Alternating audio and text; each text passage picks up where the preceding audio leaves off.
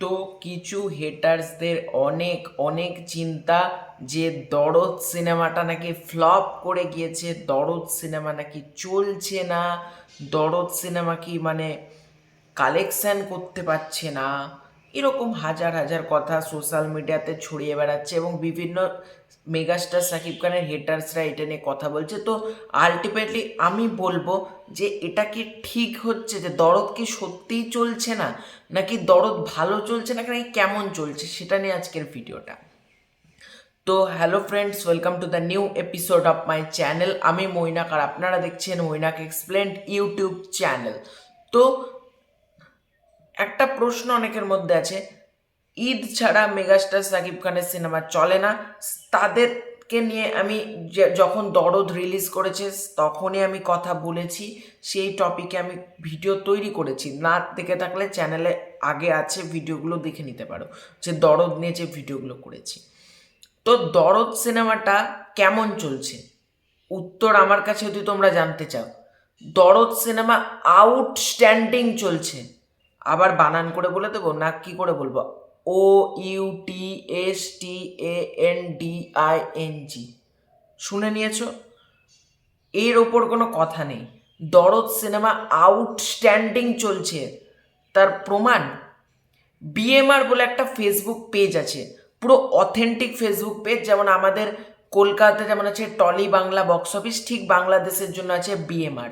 এই দুটো পেজকে আমি সবসময় ফলো করি এবং এই দুটো পেজে যা বলে আমি সেটাকেই মেনে পরবর্তী সেখান থেকে মেনে আমি বিভিন্ন কালেকশন নিয়ে আমি ভিডিও করি ওই দুটো পেজ থেকে।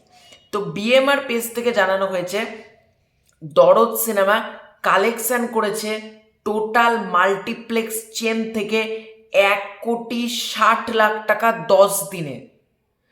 1,60,00,000 টাকা, এটাকে যদি আমি গ্রস করে দিই তাহলে কালেকশনটা 2 কোটি টাকা কিন্তু ছাড়িয়ে যাচ্ছে।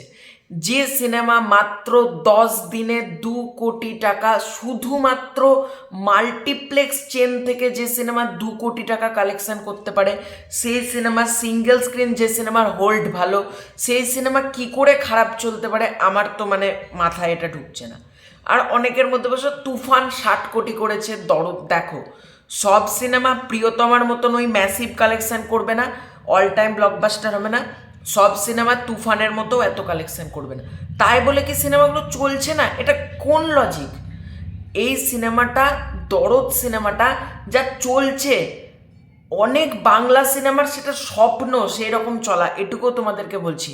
দরদ সিনেমা নন ফেস্টিভ রিলিজ, কারণ ঈদ উল ফিতর, ঈদ উল আজহা কোনো কিছুতেই রিলিজ করেনি। এবং আমি এটাও বলে দিচ্ছি, ঈদের সময় যে পরিমাণ হল পায় বাকি সিনেমাগুলো, তার থেকে কিন্তু অনেক কম হল পেয়েছে কিন্তু দরদ।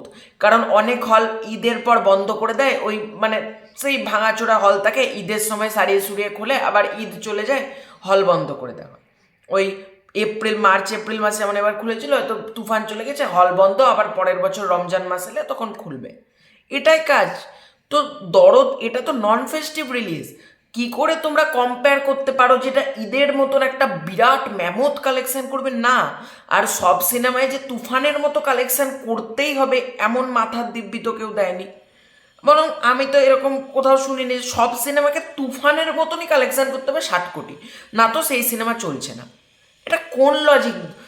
মেগাস্টার সাকিব খান নিজে যেখানে বলছে তুফানের থেকেও দরদের বাজেট কম, তাহলে তো দরদ, আমি আগেও একদিন বলেছিলাম দরদ হিট হয়ে বসে আছে, কারণ দরদ সিনেমা অলরেডি মিউজিক রাইটস বিক্রি হয়ে গিয়েছে, দরদ সিনেমা স্যাটেলাইট রাইটস বিক্রি হয়ে গিয়েছে, দরদ সিনেমার ওটিটি রাইটস বিক্রি হয়ে গিয়েছে, দরদ সিনেমা ইউটিউবে যে গানগুলো আপলোড করা হয়েছে সেখান থেকে প্রচুর টাকা ইনকাম করছে দরদ টিম, ঠিক আছে?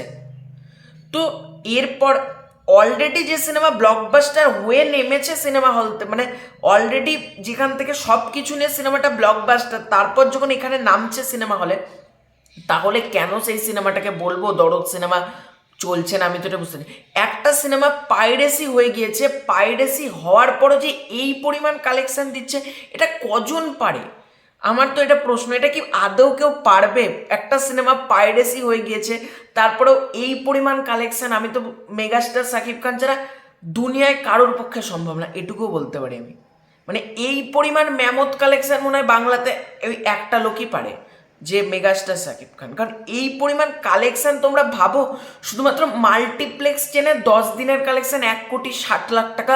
আমি ওটাকে গ্রস করে দিয়ে যদি আমি 2 কোটিও ধরি, ঠিক আছে 60,00,000 টাকাও বাদ দিলাম, 1 কোটি টাকা মাল্টিপ্লেক্স চেন থেকে কালেকশন। সিঙ্গেল স্ক্রিনকে যদি ইনক্লুড করো, এই কালেকশন 5-6 কোটি টাকা ক্রস করে গিয়েছে। আমি অনেক দিন মানে আমাদের ইন্টারনেট কানেকশন ছিল না, তার মধ্যে আমি দেখেছি অলরেডি সিনেমাটা 5 কোটি টাকা ক্রস করে গিয়েছে। সেই সিনেমা কোথা থেকে চলছে না আমি তো ঠিক বুঝতে পারছি না, সেই সিনেমা চলছে না।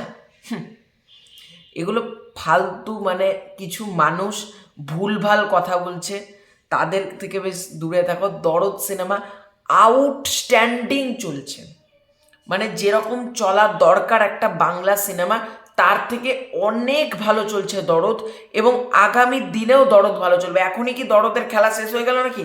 দাঁড়াও, আমরা 100 দিন সেলিব্রেশন করব, 150 দিন সেলিব্রেশন করবো, এগুলো আমাদেরকে করতে দাও। এখনই কেন বলছো দরদ চলছে না? আমাদেরকে তো এগুলো নিয়ে কথা বলতে হবে। 100 দিনের দিনেও এসে আমরা দরদ নিয়ে কথা বলবো, 150 দিন হয়ে যাবে আমরা দরদ নিয়ে কথা বলবো, ওটিটিতে চলে আসবে তাও দেখবো সিনেমা হলে দরদ চলবে, আমরা এগুলো নিয়ে তো কথা বলবো। আমাদেরকে তার জন্য একটু স্কোপ দাও। তোমরা যারা বলছো, প্রশ্ন করছো দরদ চলছে না নাকি, তাদেরকে জাস্ট আমি এটা বললাম যে দরদ আউটস্ট্যান্ডিং চলছে, এবং এই সিনেমাটা ব্লকবাস্টার হওয়ার দিকে এগোচ্ছে। হিট অলরেডি ডান, সুপারহিট হতে চলছে এবং ব্লকবাস্টারের পথে এগোচ্ছে। আমি নিশ্চিত দরদ ব্লকবাস্টার হবে, এটুকু বলতে পারি। তুফানের মতো ম্যামথ কালেকশন না করলেও দরদ সিনেমা যা কালেকশন করবে, তোমরা নিজেরাই বলবে আমাকে পরে এসে যে কতটা ভালো কালেকশন করেছে। তো এটাই ছিল আজকের ভিডিওটা ভালো লাগলে লাইক করো, শেয়ার করো, চ্যানেলে নতুন হয়ে থাকলে চ্যানেলটা সাবস্ক্রাইব করে দিও। খুব শীঘ্র হচ্ছে নতুন কোনো ভিডিও, ততক্ষণের জন্য বাই বাই।